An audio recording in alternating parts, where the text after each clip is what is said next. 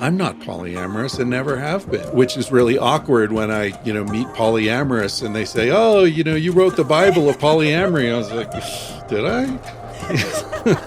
Didn't mean to. My name is Abby, and I'm the voice behind the Evolving Love Project. In this podcast, my husband and I deep dive into the topics of non-monogamy and polyamory, drawing from our experiences of being consensually non-monogamous for almost a decade. My name is Liam. Whether you're monogamous, polyamorous, curious, or anything in between, we invite you to join us for this conversation. Let's begin. Well, in Australia, it is currently Valentine's Day, and some people for Valentine's Day take their partner out to a nice dinner over candlelight, get a few chocolates, maybe bring a rose or two. But we are doing our Valentine's Day a little bit differently today, and we are talking with the incomparable Dr. Christopher Ryan. He is the author of Sex at Dawn and Civilized to Death, and he has his own amazing podcast called Tangentially Speaking.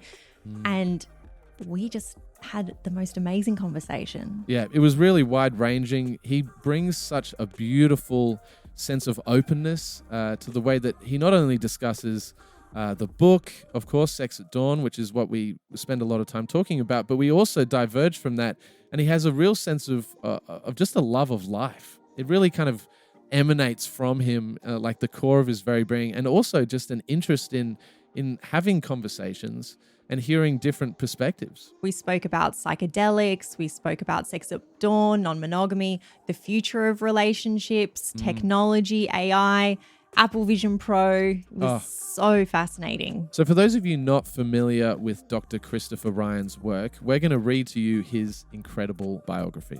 So Ryan's work has been translated into over 20 languages and appeared just about everywhere, including Netflix, HBO, MSNBC, Fox News, CNN, NPR, The New York Times, The Times of London, Playboy, The Washington Post, The Atlantic, etc., etc. Chris has been a featured speaker at TED, South by Southwest, the Festival of Dangerous Ideas at our very own Sydney Opera House, the Portland Comedy Festival, the Einstein Forum in Potsdam, and is a frequent guest on the Joe Rogan Experience, the Duncan Trussell Family Hour, and many other podcasts. He has provided expert testimony in a Canadian constitutional hearing, won a coveted AVN Award, Best Non-Sex Performance, Marriage 2.0, and popped up in dozens of documentary films and television shows. Dr. Christopher Ryan is the co-author of the New York Times bestseller, Sex at Dawn: How We Mate, Why We Stray, and What It Means for Modern Relationships. Chris's latest book, Civilized to Death, The Price of Progress, asks whether civilization has been a net benefit to our species. Jack Dorsey, co-founder and ex-CEO of Twitter, wrote, "It is incredible, timely, and clarifying." He hosts a weekly podcast, Tangentially Speaking, often recorded from the road while travelling in his van, Scarlett Johansson. The podcast features conversations with comics, bank robbers, drug smugglers, porn stars, authors, and the occasional rattlesnake expert. And with that, we bring to you Dr. Christopher Ryan. Thank you so much for joining us today. Chris, we're so excited to talk with you. Really been looking forward to this conversation, and it just happens to be Valentine's Day here in Australia. It is. So what a Valentine's Day to share it with you. Yeah, Valentine's Day. I don't know how it's celebrated in Australia, but in the States, when you're a kid in school, it's a big celebration. And you make these cards that say things like, I remember Be Mine was the card you would give to a girl. Be mine. Like, wow, talk about indoctrination, huh? There's monogamy in full flight, just like, just seeping it into the children one Valentine's Day at a time. Yeah, right. Be my one and only. You were just sharing with us that it's also your birthday. So we'd like to wish you a happy birthday, from Australia as well. Thank you. Thank you. My birthday isn't actually on Valentine's Day. So this is a international dateline anomaly that's happening here. It's my birthday here, but it's not my birthday there. So, yeah. So, Chris, I first learned about you back in 2012 when Liam and I had only just gotten together, and we were in a monogamous relationship, falling in love, very much at the Be Mine stage. And a friend of mine lent me a copy of Sex at Dawn. And she was beaming and she was so excited to share this book with me. And I remember her telling me that you were going to be coming to Sydney at some point for the Festival of Dangerous Ideas at the Sydney Opera House. And I was holding the book and I remember thinking, gosh, this does feel dangerous. Like this does feel like something pretty powerful in my hands. And it's really funny when I think back to it now. I actually read the first 2 chapters of the book, but because Liam and I were in the throes of our monogamy and falling in love, I actually found it quite confronting. So I stopped reading it, even though it was so fascinating, and I couldn't argue anything that I was reading at the time. But I just remembered feeling those like waves of like, what does this mean? This is so. It's so interesting. And I actually gave the book back to my friend and I said, look, I'm going to read it at some point, but I'm just not at that point at the moment. And it was really funny because I think it must have been only about 6 months after that point that we began exploring non-monogamy. And I don't think we came back to the book until a few years later after listening to Dan Savage. And it was just really interesting because, coming back to it a few years later, I found it incredibly validating then. And it was just such a moment of, how we receive things at different points in time and how the book landed on me at these different stages in my life. And it's an incredible book. And have you found that lots of people will try and get into Sex at Dawn and they'll have this initial intense reaction where they go, oh, this is way outside of my comfort zone, and then they return to that years later? Well, I definitely have seen the first part where people just sort of have a visceral reaction against it without even reading it, right? Just having an idea of what they think it's about.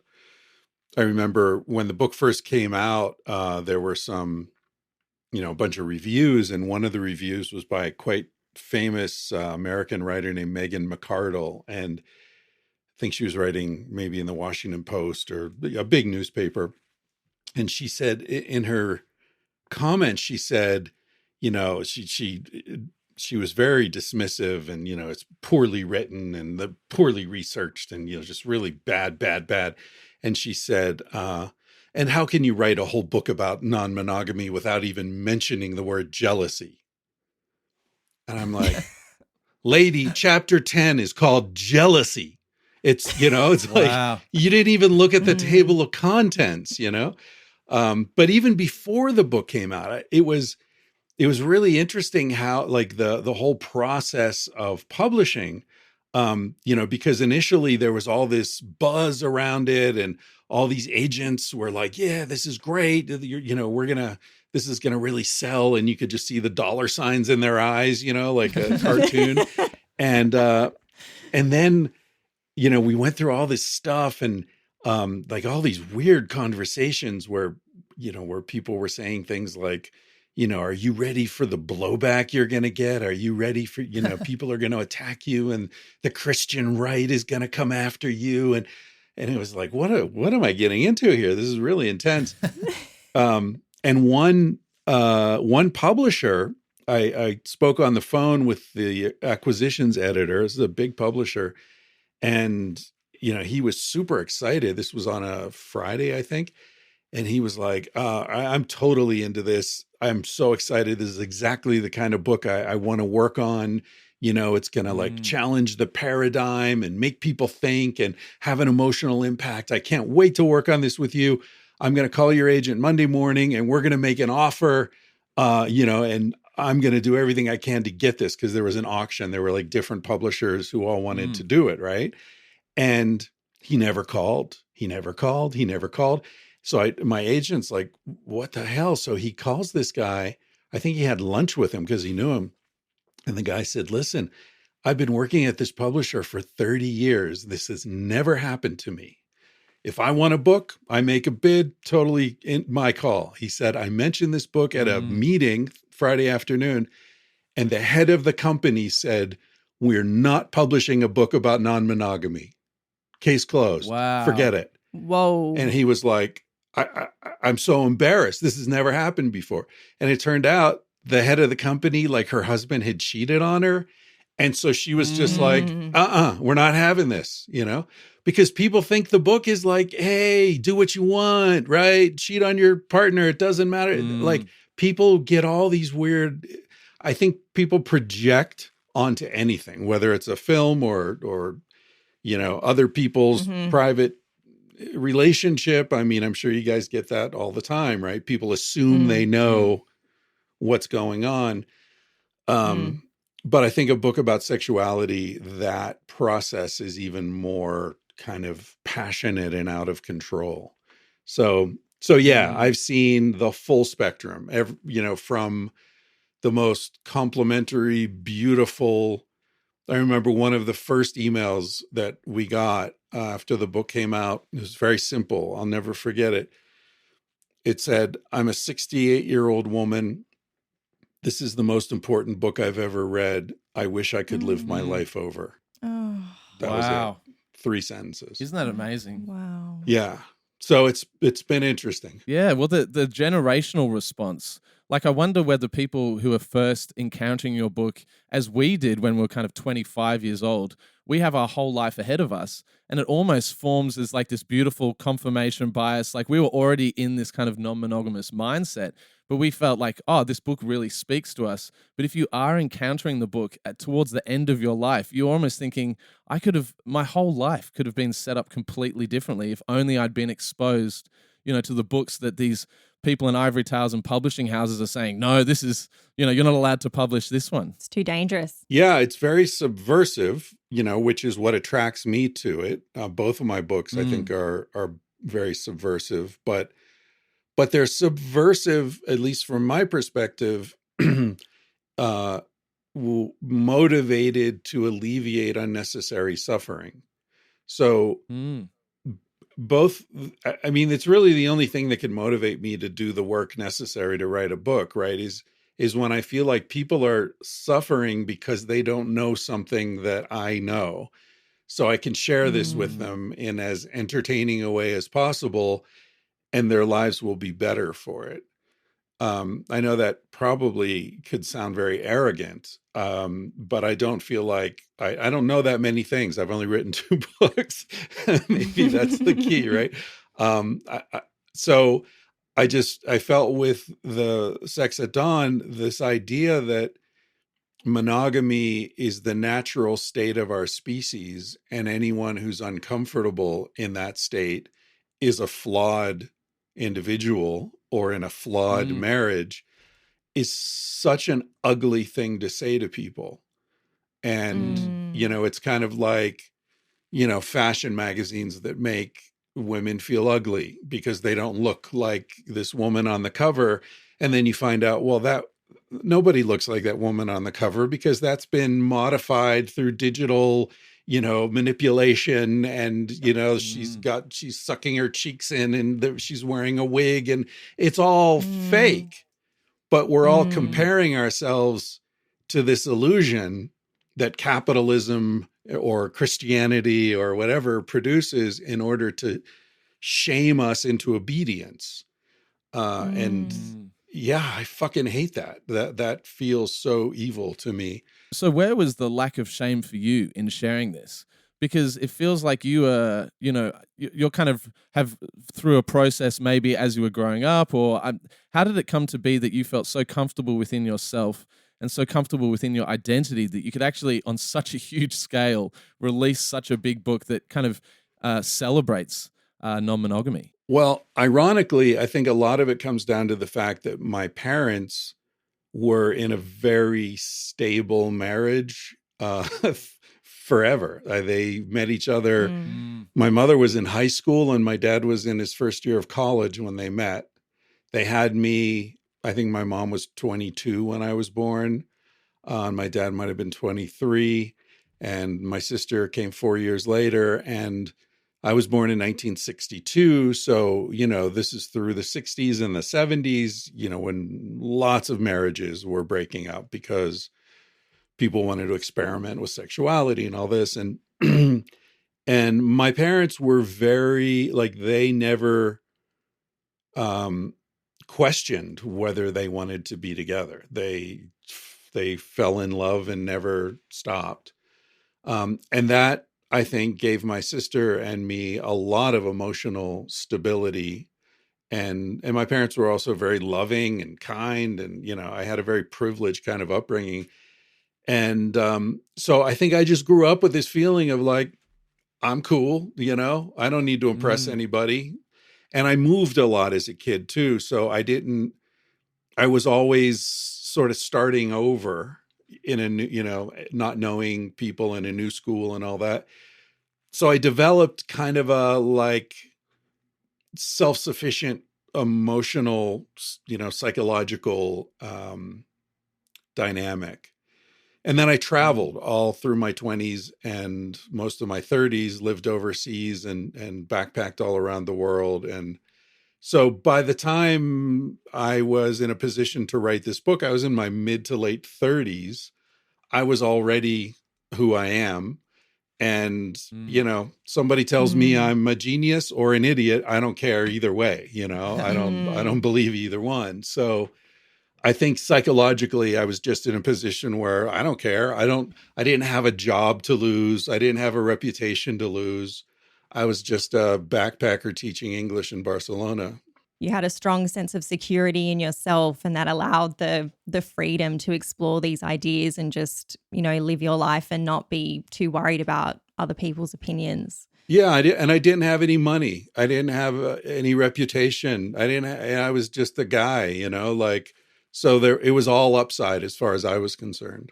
I really connect with that, especially with Liam and I, and sharing about being non-monogamous, which has happened over the last however many years since we've moved back to Canberra. And I think it comes from that place of like, we have our family support, we have our love and support from our friends. And to us, that's the most important thing. Like our families, our parents know that we're non-monogamous. We have a beautiful child. He doesn't know the ins and outs of our relationship, but we have that broader sense of support and just security within ourselves to be able to talk about it. And I think it is a good place to come from. And, it is a very privileged place to come from. Not everybody can share about their non-monogamy, but because, we are in a position to, we've also decided that it just doesn't matter. Like we just want to normalize this thing and, and put ourselves out there as well. So yeah, I connect with that. I was actually listening to the Theo Vaughan interview that you did maybe 5 years ago when I was on my way to school pickup yesterday to pick up our son from school. And in that interview with him, you were sharing about I think they were perhaps some of your earlier non-monogamous experiences where you were dating women who were married and you were having these moments with them, but then also like laying in bed afterwards with them and talking with them about how awesome their husbands are. And I just absolutely loved that. And I don't remember that. Oh, you don't remember sharing that? It was funny watching the interview on the video because I watched it as well. And you kind of, I think you said something, you prefaced it, this kind of divulgence by saying, oh, I think I've spoken about this before, so I'm going to share this on a really, big podcast. But I could see yourself kind of like filtering through should I say this? I'm going to say it, And then it was funny watching his reaction because I felt that it was almost such an honest kind of reflection from you and maybe outside of his wheelhouse that he kind of was taken aback and thinking, I don't even know how to grapple with the idea of Chris lying in bed with a woman and talking about the husband after they just had sex. Yeah. Theo brings the best out of me, I guess. He's such a sweet guy and he's so honest and vulnerable, that you just want to, you sort of want to match him, like, God, he shares so much of himself. Like, well, this is what I've got. I guess I might as well share it too. Did you have any moments after that interview where you thought, oh, maybe I shouldn't have said that? I have moments after every interview where I think that, or even my own podcast where I'm just talking to a microphone alone in my room here, it's, but I feel like, getting back to what I was saying about the motivation for the sort of subversion of these sort of shaming narratives, I agree with what Abby was just saying. And I really admire that. Like, I think that people need to be willing to say, look, this is how it is, and I'm not hurting anyone. And, I'm operating at a high ethical level here, probably a lot higher than most of the people who are judging me. So, okay, if I'm going to get blowback, I'm going to get blowback. Let me take it for the team, because there are a lot of people who are a lot more vulnerable, who, they have too much to lose. They'll get fired from their job, or they'll be, their family will disown them. Or I really admire, I've had a lot of very close friends who were gay men. And I think one of the reasons is that I really admire these guys. Like, they have gone through a hell of a lot in order to just be themselves, And so I almost look at this, what you guys are doing, and what Casilda and I tried to do with Sex at Dawn is like, okay, we're privileged to be, heterosexual, whatever. I mean, Casilda's not white, but I'm white. Upper middle class, all these benefits. But, we have a coming out as well. And it takes a certain amount of courage to step up and say, look, this is how it is. This is how I am. Doesn't mean it's not an indictment of anyone else, right? Just like a gay guy isn't saying everyone else should be gay. He's just saying, this is how I am, right? This is me. So I feel like we all have to do that, or at least we're called toward it. And some of us are in a position where we can kind of get out in front, and we should, In my case, I have no kids either. You guys have a kid that introduces some vulnerability to it. But in my case, I'm virtually invulnerable. So, people want to say I'm a creep or whatever they want to say. I don't give a shit. Do you think some of the pushback for Sex at Dawn was just people misconstruing the book as this kind of advocacy for everyone has to be non-monogamous? Yeah, and non-monogamy is better, and it does. That's not what the book says. And so I think when I was at the Sydney Opera House, and certainly when I gave my TED talk, like, I sort of try to always include this line where I say that, there's nothing wrong with monogamy. Monogamy is like vegetarianism, right? Like, I have total respect for vegetarians. It can be extremely, my parents were monogamous, I said, like, my whole psyche was sort of came out of this monogamous, solid marriage. So I have total respect for that. The book is not ever arguing that there's anything wrong with monogamy. It's like vegetarianism, it can be ethical, it can be healthy, it can be fantastic. But just because you've decided to be a vegetarian doesn't mean bacon stops smelling good, right? So, that's the message of the book. The book is, our species is not by nature monogamous. You can choose to be, and that can be a great decision. It can make total sense for you. But it's going to be hard because we evolved as sexually omnivorous, just like we evolved dietetically omnivorous, right? So you can choose not to eat certain foods. You can choose not to travel. You can choose to only listen to one kind of music. You can choose to restrict your experience or focus your experience in any way you want. But the nature of human intelligence is curiosity and a drive to explore. So if you anticipate that, I think you'll be better at monogamy, and you'll be more forgiving if you slip up or your partner slips up. Or, I mean, some people think that if you fantasize about having sex with someone else, you're cheating. Like, that's ridiculous.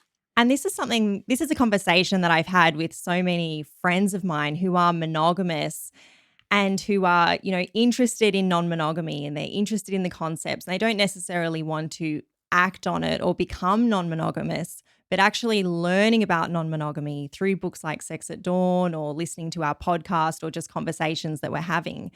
They've found that just by having these conversations, it's actually made them way more in tune with their partner by just saying things like, it's okay to be attracted to other people. This is a normal thing. It's okay to have these feelings. These desires will happen. Let's talk about it. Let's figure it out.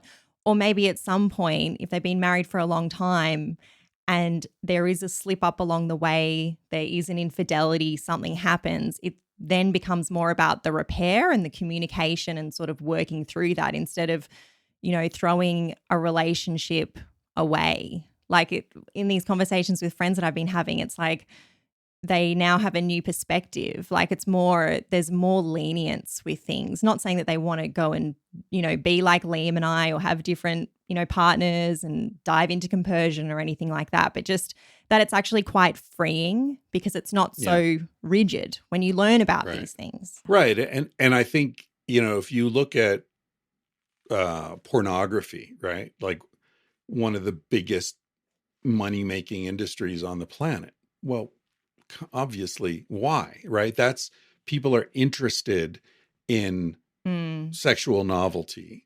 And so to incorporate that into your own sexual connection with your partner can only be enriching. And I think it does get incorporated in many cases, but in a negative way, right? So a man who's watching cuckold porn, right, is obviously imagining his partner with someone else. But it drives him crazy. It makes him angry. He eroticizes it through the pornography, but anytime another guy looks at his partner, he gets enraged because he's triggered by it because it is erotic for him. And if he could just talk with his partner about, like, I noticed that guy was looking at you because you're beautiful and guys look at you and they, like if that could be something that they could share, that's going to strengthen their relationship so much as opposed to making it this hostile, toxic energy. The energy's there, right? You're not going to make it disappear. It's there. So are you going to make it a threat to your relationship where the two of you are pretending it doesn't exist? Or are you going to use it to stoke the fire of your own relationship? And I heard on your wonderful podcast, Tangentially Speaking, which I've been deep diving for many years now, but I think you were speaking to Angela White, the famous Australian porn star, and you posed the question, I wonder whether repression is one of the main drives of sexuality. Like, does sexuality, with the absence of repression, is it as erotic? Is there as much space for it? So what do you think about that? I don't know. What did she say? She knows more than I do. Well, I think she said if there was an absence of repression, if no one was repressed, if there wasn't, kind of this religious kind of overarching kind of framework that a lot of people are operating within, she'd be out of a job. I think so.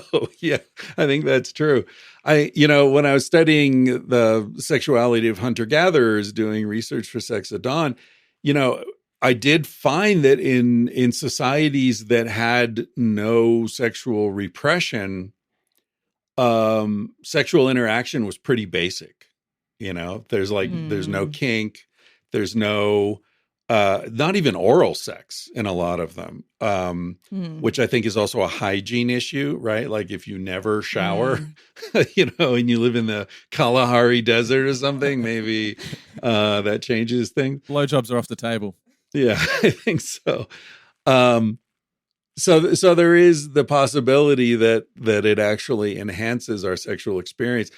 But it's hard to know, because it's so hard to find examples of societies that don't have some sort of repression.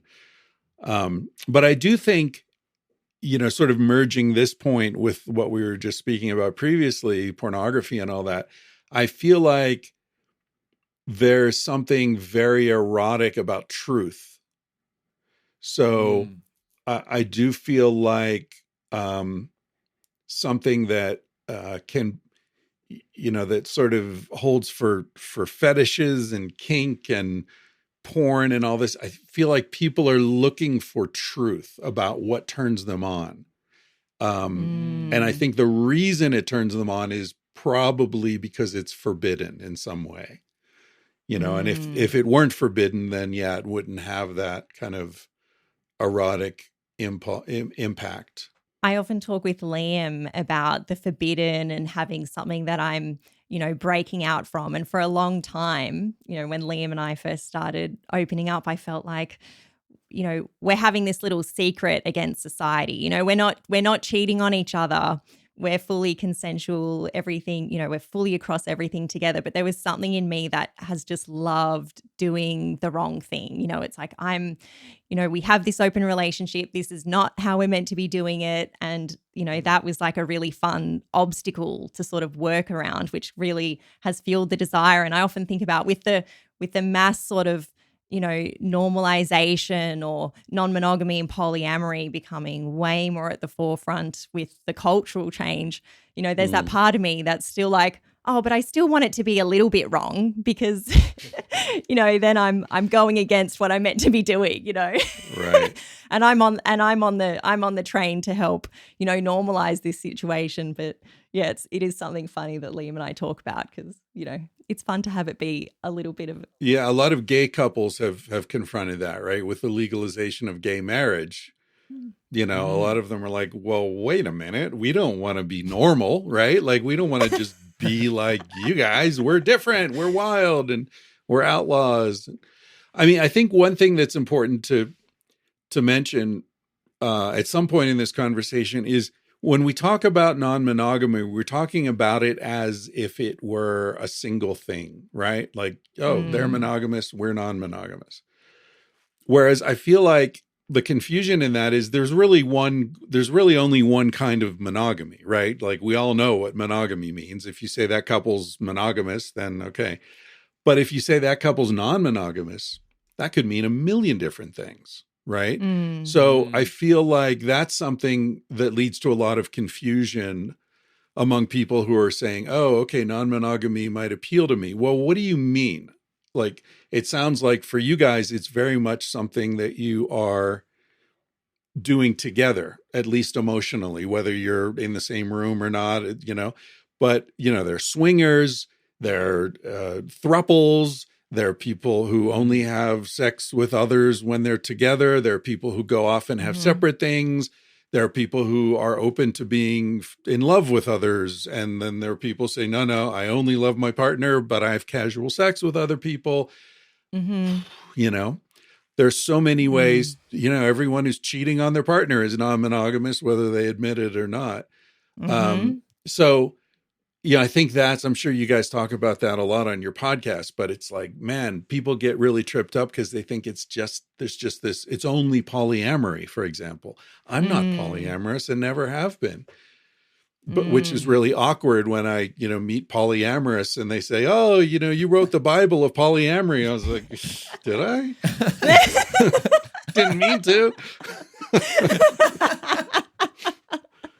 Yeah, that's incredible. We recently, at the end of last year, we were on national TV. They did a segment on us, and they kind of portrayed, it was interesting, the way that the journalists portrayed our relationship kind of left it open to a misunderstanding that potentially only Abby was dating other men and that I wasn't dating other women separately. And so people kind of filled in the blanks because the narrative wasn't all there. People just made these wild assumptions like, all the Facebook comments were just wild, but a lot of it was like, oh, this guy's a cuckold, but they were saying it in a disparaging sense. They weren't saying like, oh, this is a super, super sexy thing.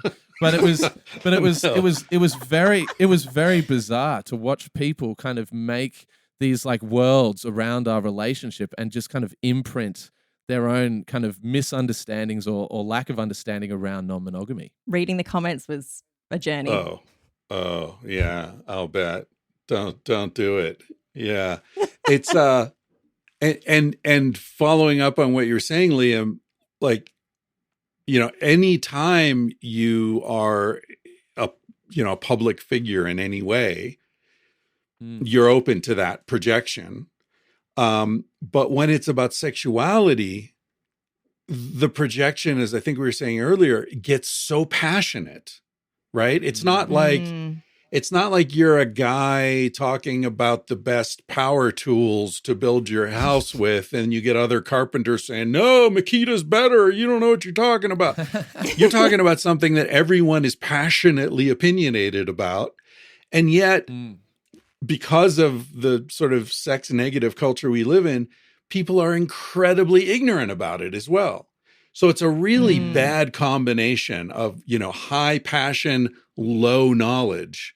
You end up becoming, it gets really ugly really quickly. Yeah, I had an experience with that on Australian television as well. One of the first interviews I did when the book came out, they wanted me to be on, it was like some morning show, like Good Morning Sydney or something.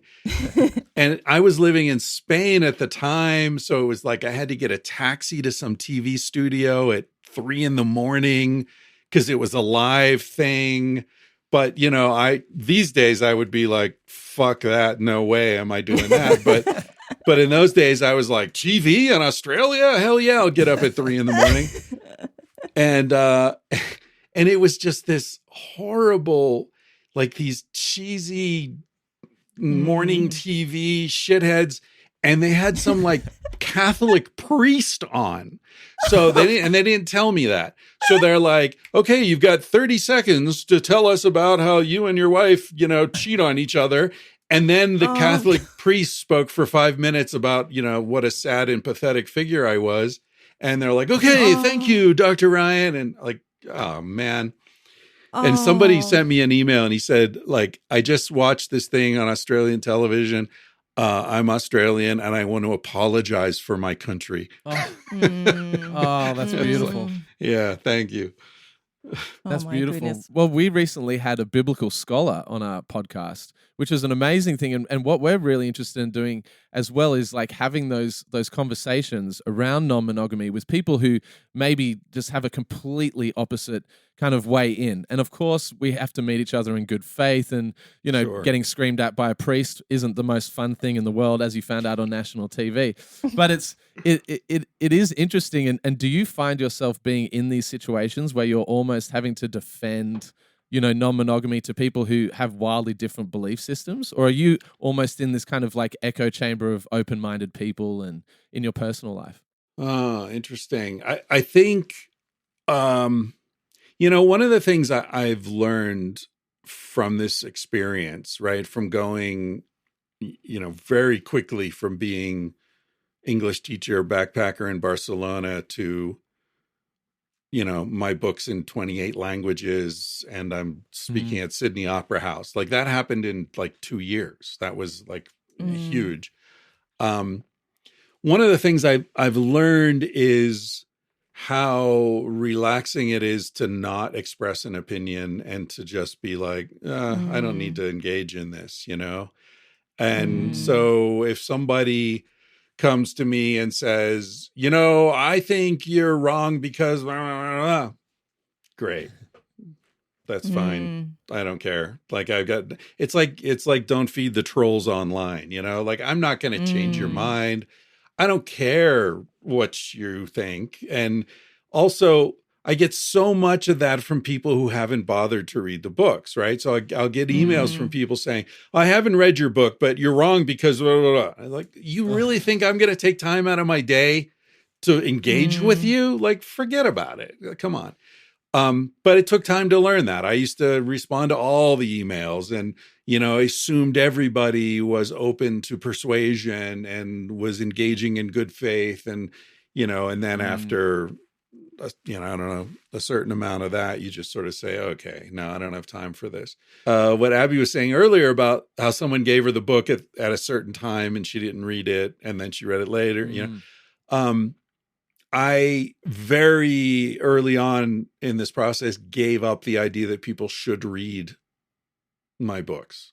I don't care if you read my books. I read it if you feel the compulsion, if you feel like, I really want to read that now, right? Because if Abby had forced herself to read the book, it wouldn't have really spoken, right? It wouldn't have resonated because it wasn't the right time for you.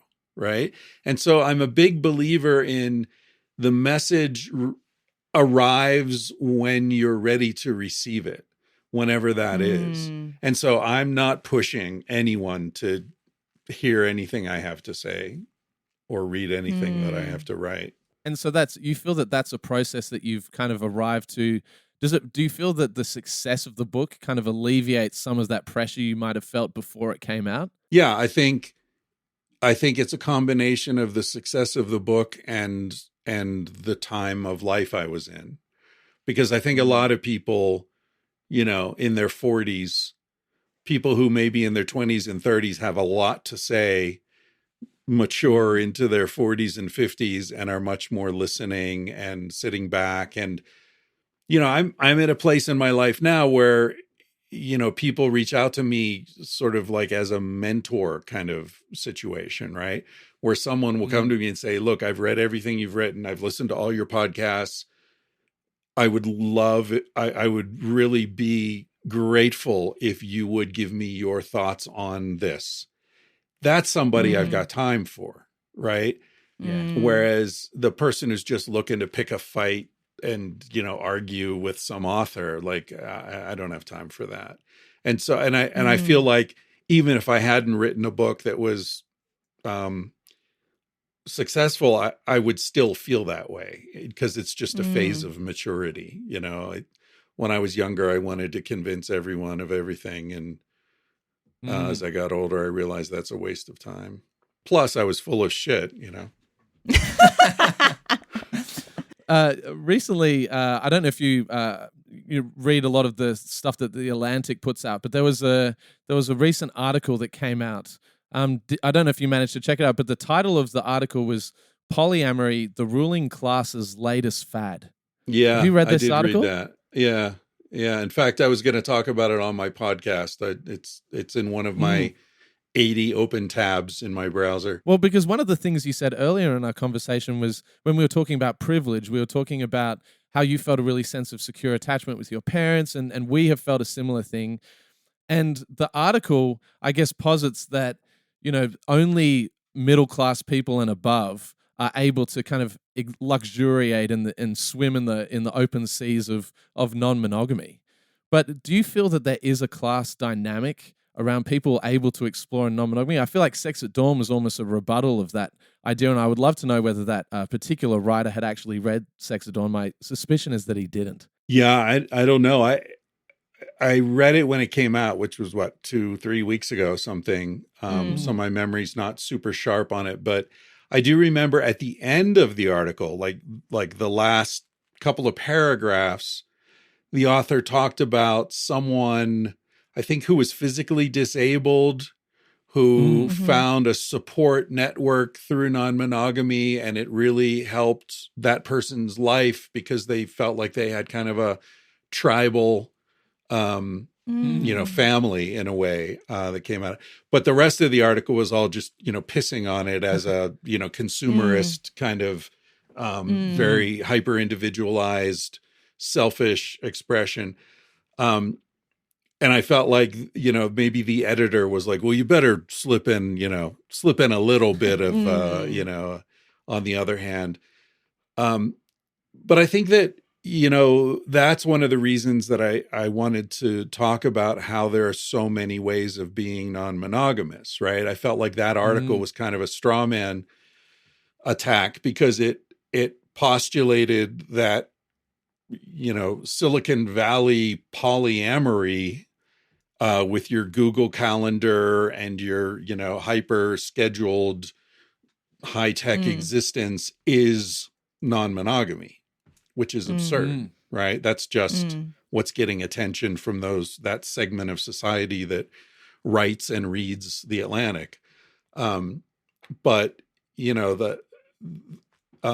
in fact, lower classes are traditionally more non-monogamous because they don't have the concern with property rights, right? So like so many other things, like Victorian England, I remember writing about this, how our understanding of Victorian England is this like very prim and proper and, highly repressive of sexuality, applied to from 20% to 80% class in terms of class, but below the lower classes did whatever they wanted because they didn't have anything to lose.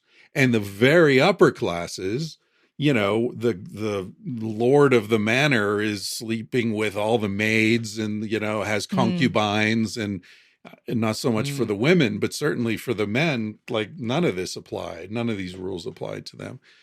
I mean, Darwin's grandfather, who was an upper class gentleman, Erasmus Darwin, I think had 3 children with 3 different women, was totally open about it. 2 of the women were maids in the household, and he wrote poetry about group sex and stuff. Like, he was like, I don't care, I'm rich. And then Darwin, who grew up with that sort of shadow hanging over him, went the other way and was like hyper uptight. So yesterday was Darwin's birthday, by the way. There you go. Close to yours. Yeah. Aquarians. There you go. Watch out. Do you find yourself getting pulled into any of the current, because lots of people at the moment are saying, and Dan Savage has been doing lots of commentary on this, about how like this is the moment for polyamory. It's like kind of exploding into the cultural zeitgeist. Do you feel yourself getting pulled into that and kind of wanting to be part of that conversation? No, not really. Like doing this podcast is about, that's like my gesture toward getting pulled into the conversation, right? Well, we appreciate it. Yeah. I've been having this conversation for so long. I'm kind of, I'm kind of over it. I find it's interesting, and I'm happy to speak with, people who are interested about it, like you guys. But I don't feel any need to sort of place myself in the dialogue. If someone wants to reach out to me, I can be responsive, but I'm not. I remember, after Sex at Dawn came out and was very successful, and I was considering whether or not to pitch another book, and I or maybe it was after the second book, I don't remember, but I was talking with an editor at Simon & Schuster's big publishing house, and he was like, you can do it. Now's the time, right? Everyone knows you. You're in all the newspapers. You're on TV. You're in this and that. Like, pitch a book. Let's do it. Let's do it. And I was like, yeah, I don't know, man. I think I might just go travel for a year or two and kind of chill out. And he was like, and I remember he looked at me with this kind of like incomprehension. And he said, don't you want to be part of the national dialogue? And I was like, no. I want to go sit on an island in Thailand for the next 6 months, like be part of the national dialogue? No, fuck that. So the problem is that this stuff I write about, the hunter-gatherers and the lack of ambition and the egalitarianism and the just relax and enjoy your life thing, I believe that. That's actually how I live. So I don't feel I don't really feel any compunction to go out and write another book and make more money and get on TV and, go back and do another TED Talk and no, I've been there. It's really not worth the trouble, most of it. One of the things that I enjoy about non-monogamy and exploring non-monogamy has been how it's, opened me up to other conversations about different topics as well. As you're saying, it's not everything has to be focused about non-monogamy, but for me, it's like the Venn diagram. I'm really interested in like the Venn diagram of people who will practice non-monogamy and their other interests. And I've noticed that there's a lot of sort of awakening in the world of psychedelics and, MDMA, and the sort of connection as well with non-monogamy and that space. And, I know some people who have, started exploring psychedelics, and through doing that, other structures are starting to break down around them, and they're sort of being more open to, non-monogamous mindset, whereas before they hadn't necessarily been thinking that way. So I'm sort of interested in your thoughts around that. Have you, a lot of non-monogamous people, I'm sure, and, are across a range of things. And I'm interested, have you noticed much of a connection between psychedelics and non-monogamy? Yeah, certainly in my own experience, before I got into this research into human sexuality and prehistory, my primary interest was psychedelics. And I wrote a lot. I had a column in a Spanish magazine where I wrote about pioneers in the psychedelic movement. And I was invited to the first ecstasy conference in 1999 in Israel at the Dead Sea Hyatt Hotel, where I met Sasha Shulgin, who invented MDMA, and all these famous researchers. I was invited to the 100th birthday party of the man who invented LSD. So I knew all those people. That was kind of like my main focus.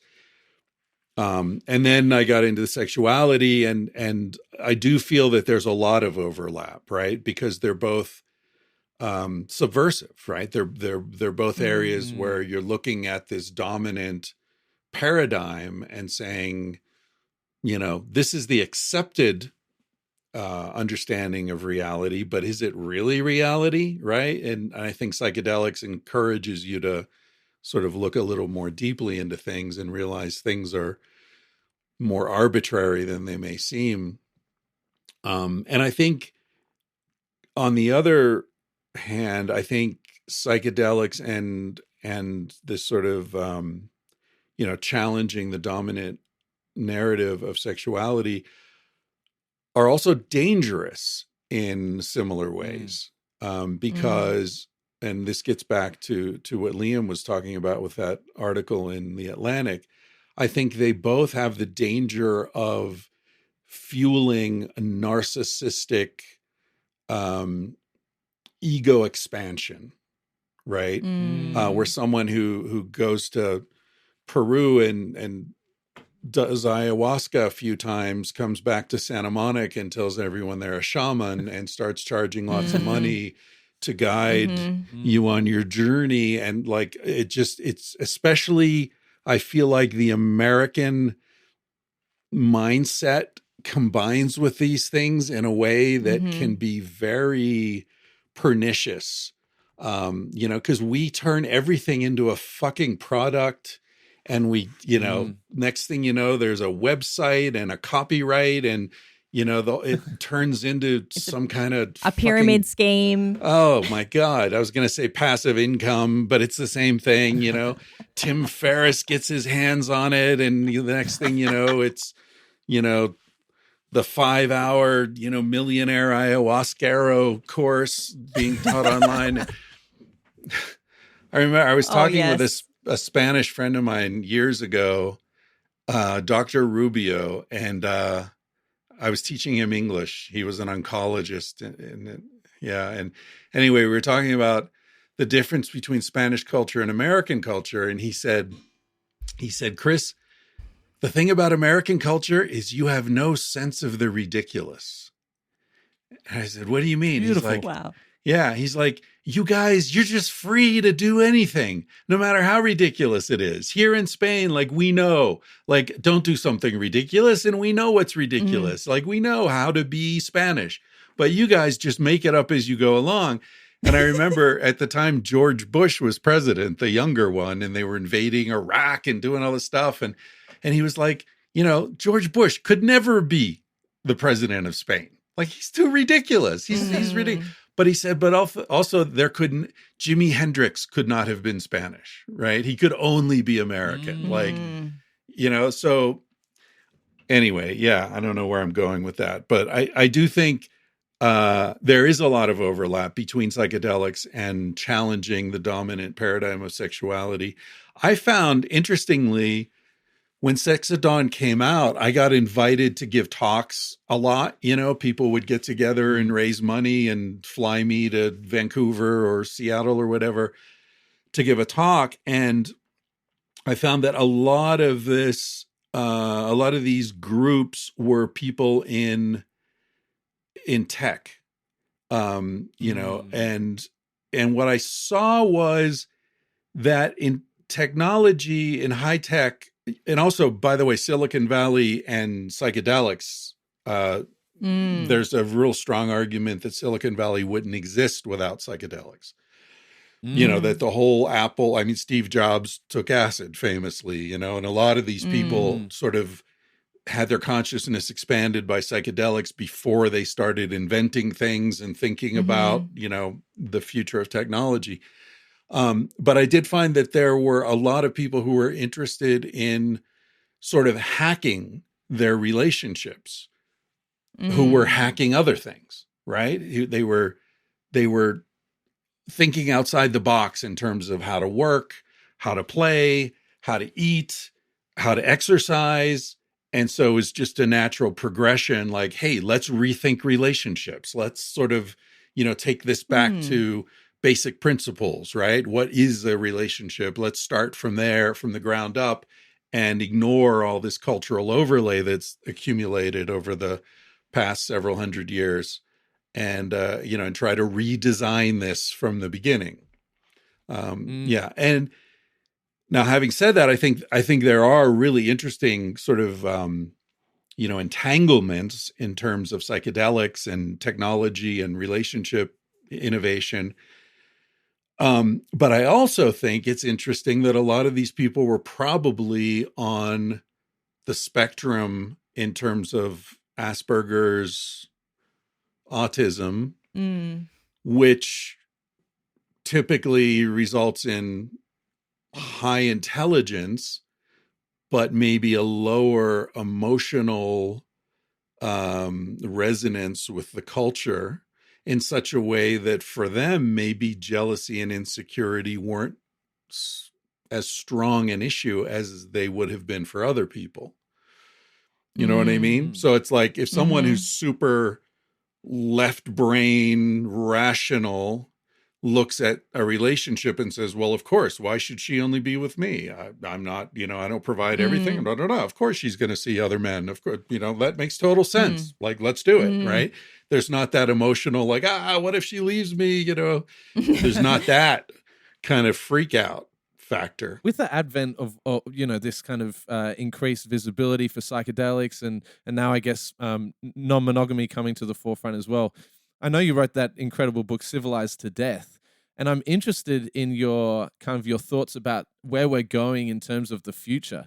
Do you feel like we're almost separating into this kind of like hyper-capitalist, futuristic Apple Vision Pro, everyone's going to have, porn at their fingertips and, all these kind of strange sex robots. And then there's going to be this kind of opposite end of the spectrum, which potentially maybe you see yourself on, you have this incredible lifestyle where you love traveling and you love meeting people, and your podcast is centered around having these beautiful conversations with a really diverse range of people. But where do you think we're heading? If you were to put, if you were to kind of posit some guesses. I think we're circling the drain, which is why everything goes faster and faster.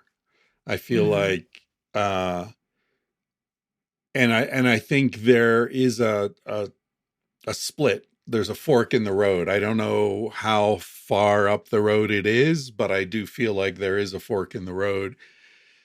And I think we will diverge. We're already diverging. Like, economically, the top 1% is further away from the bottom 1% than has, ever in the history of Western capitalism, or before capitalism, even in feudalism. But, more people live alone than have ever lived alone before. So I just feel like there is this sort of fracturing and separating going on. But I think in reaction to that, there are groups of people who see what's happening and feel what's happening and are intentionally moving against that.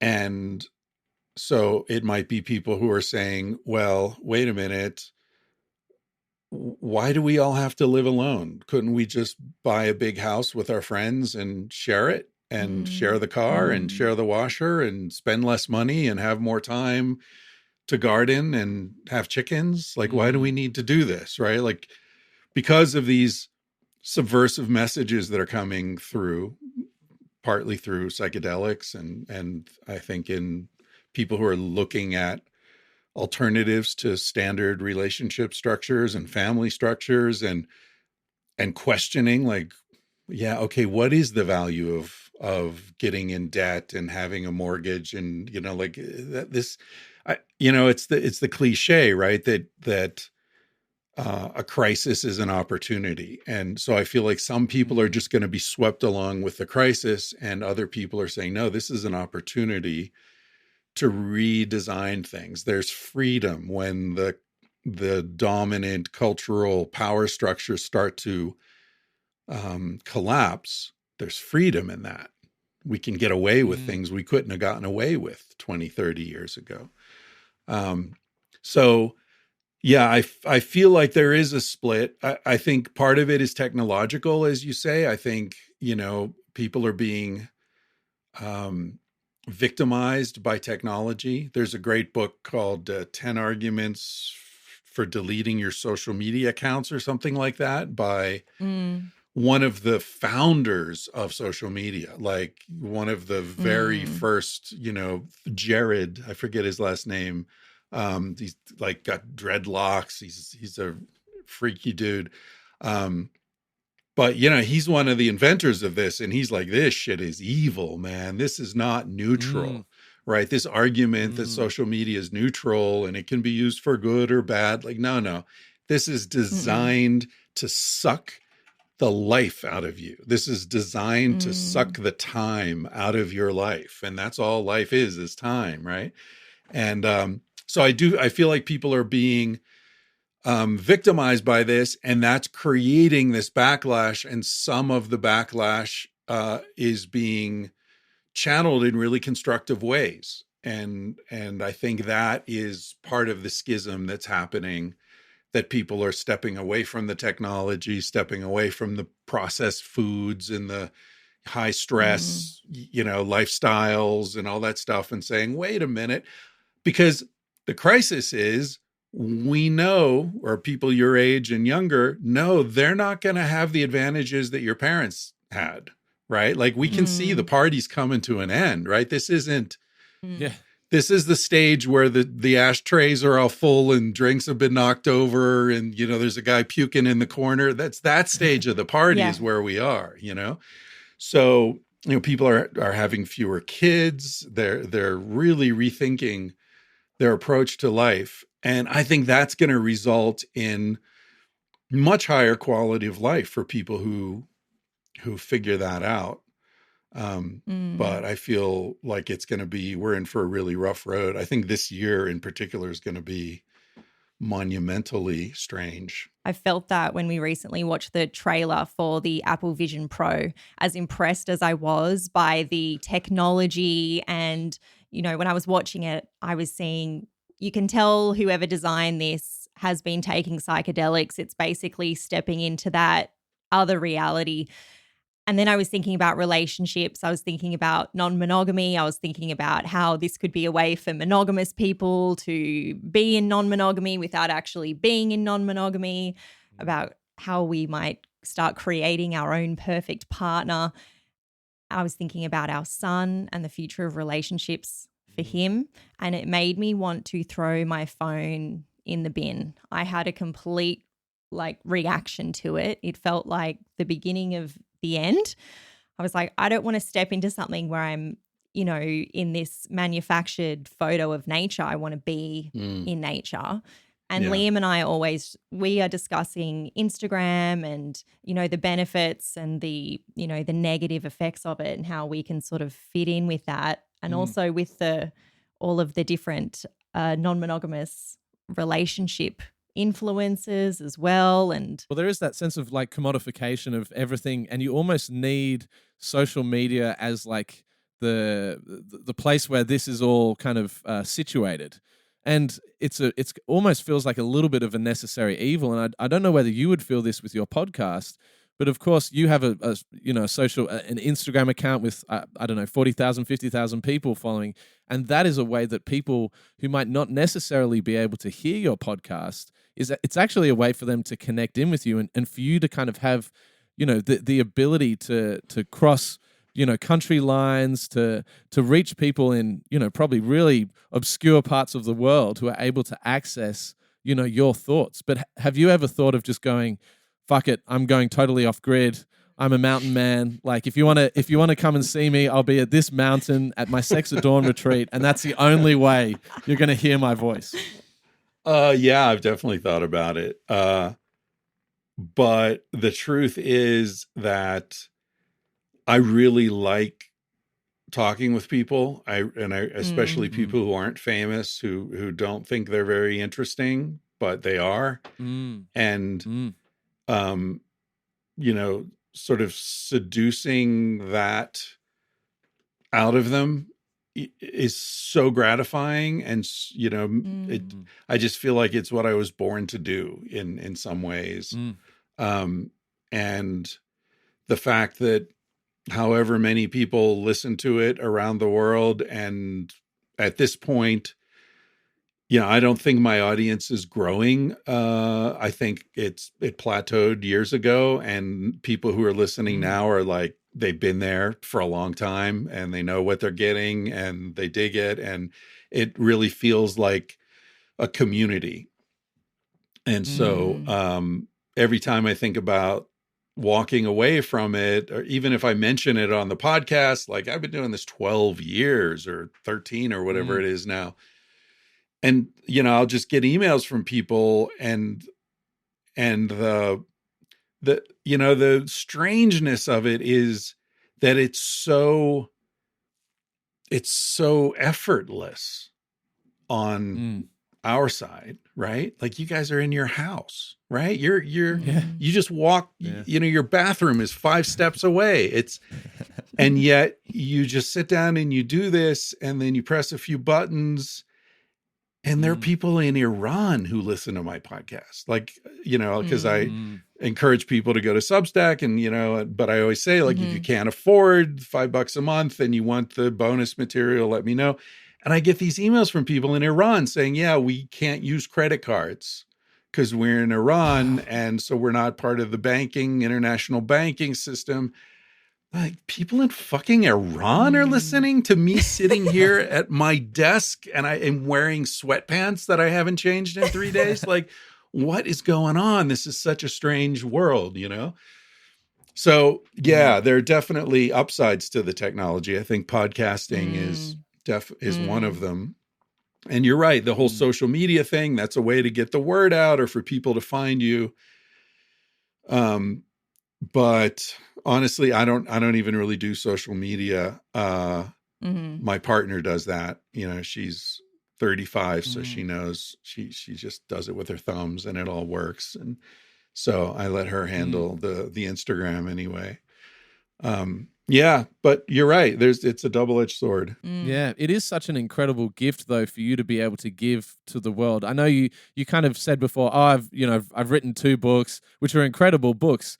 But I feel like every podcast episode is such a world within and of itself. I recently listened to the Amanda Knox podcast, and I was really taken aback by that one, particularly because I love Sam Harris, and I'm a big, I've been following him for a long time. But I listened to his interview with Amanda first, and then I listened to yours kind of maybe a week or so afterwards. But I was so taken aback by the difference in tone of the interview and the way in which you were able to so beautifully connect with her on such a human level, kind of immediately out of the gate. I think you start talking about her children's names, and there's this immediate levity to the whole conversation that is just so beautiful for me to, like, in Australia, going for a walk on the track, to be able to tap into that. It's just astonishing. Yeah, she's cool. I really enjoyed that conversation with her. As opposed to Sam Harris, who I don't think I would enjoy having a conversation with, honestly, because, and not to piss on Sam Harris or anything, but the thing I love about connecting with people is their fallibility and their humor and their willingness to talk about mistakes and, just like the sort of how crazy and unpredictable and interesting life is. And every time I listen to Sam Harris, I feel like he filters all that out. He's just so right about everything. And, if someone disagrees, it's because they don't understand his argument, or they don't understand the issue. And I don't really like talking with people like that. I like talking with people who we all come to learn, And I used to hitchhike a lot. And I think for me, the podcast is very much like hitchhiking. It's like, you're standing in the rain and somebody stops and they're taking a risk, inviting you into their car, and you get into the car and you are already grateful, right? This person's taking a risk. I'm out of the rain. I'm going in the direction I need to be going. I'm already starting from a position of respect and gratitude. And, and that's what makes a conversation really flow, I think, where it's a gift for all of us. We're all really happy to be here. So I love doing the podcast, and I do think about stopping. I've never done anything this long. I've never done anything consistently like this, I'm pushing 600 episodes now. Wow. But it's great. I really enjoy it. And, enough people send me money that it's worthwhile. So it's a beautiful way to live life, as though we are all hitchhikers, kind of collecting stories and having that sense of vulnerability. And we just want to say thank you so much for taking the time out of your very special birthday. I do have one very small question about something that you mentioned fleetingly before. And that was the 100th birthday party of did you say the person who had created LSD? Yeah. How was that party? Albert Hoffman. Well, here's the thing. I was invited, but I didn't go. Oh. Surely that's got to be a big regret. Yeah. Yeah. Well, here's how it went down. He lived in Switzerland, and I was living in Barcelona. And my friend and sort of mentor in graduate school is a guy named Stanley Krippner. And he knew Albert Hoffman from back in the day. Stanley was sort of a pioneer of the psychedelic psychology world. Like he knew Aldous Huxley. He actually took LSD with Timothy Leary at Harvard as part of his experiment that he was running there. And I don't know if you know Stan Groff, and like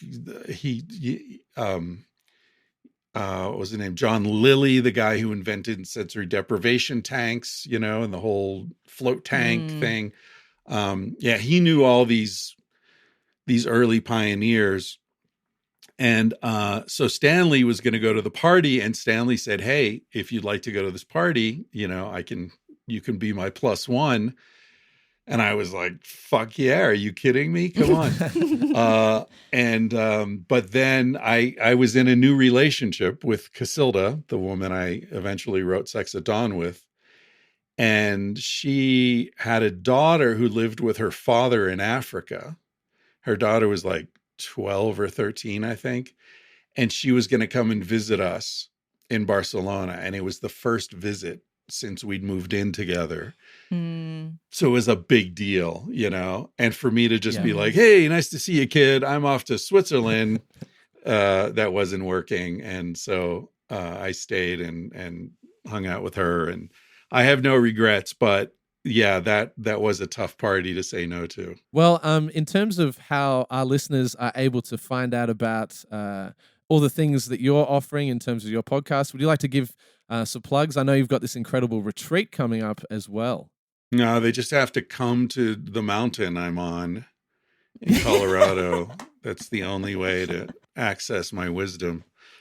Amazing. Yeah, no, I guess the easiest way to find me is chrisryan.substack.com. That's where the podcast is and things I write. I'm on social media. I'm on Twitter and Instagram as that Chris Ryan. They can find me there. I'm around. Just Google me. I'll pop up. There's another guy named Chris Ryan who writes books about military stuff. That's not me. Not me. I'm that Chris Ryan, not the other Chris Ryan. Oh, well, thank you so much for this conversation today. It's been so interesting, and we're going to be talking for days about this. Yeah, and we'll come find you on that mountaintop, Chris. We will. You guys should come to Montana. Yeah, that would be that's a wonderful retreat. It's with Cameron and Melaine Shane. Cameron, I've had Cameron on my podcast. He's a real character. He used to be Charlie Sheen's bodyguard. Talk about a weird job. Yeah. He would fly around trying to keep Charlie Sheen out of trouble. He taught movement to like the entire cast of Friends, like Jennifer Aniston and all these people. And yeah, he's a hilarious guy. He's got like 4 or 5 black belts and all these different martial arts. And he's a awesome dude. Anyway, he and his wife have this retreat center in Montana, and Anya and I go up there once a year, and the 4 of us do a thing together, kind of combining discussions of sexuality and relationship and alternative lifestyle with movement and martial arts. And so it's a, whole mind body merge kind of thing. And that's been a lot of fun. So yeah, you can find out more about that on my website or just drop me an email. Incredible. Thank you so much, Chris. Oh, thank you. I enjoyed chatting with you guys. Thank you for listening to the Evolving Love podcast. If you have enjoyed this episode, we invite you to become a premium subscriber at evolvingloveproject.substack.com. Premium subscribers unlock 2 extra podcast episodes each month, the full archive of my writing, and our endless gratitude for supporting all that we do at the Evolving Love Project.